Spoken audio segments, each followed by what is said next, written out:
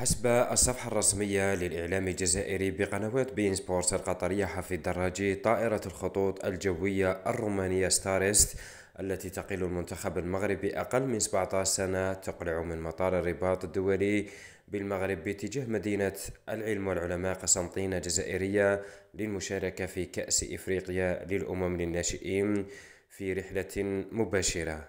يضيف الإعلامي حفيظ الدراجي: كان يمكن فعل نفس الشيء مع منتخب المحليين سابقا وتجنب كل توتر واحتقان، خاصة وأن الجزائر أكبر من أن تمنع منتخب مغربي من دخول أراضيها، بل تصر على حظر الطيران المغربي من التحليق فوق الأجواء الجزائرية لأسباب سياسية وأمنية، وهو قرار سيادي لم يطرأ عليه أي تغيير. مرحبا بأولادنا المغاربة في بلدهم الجزائر، حللتم سهلا ونزلتم أهلا بين أهلكم.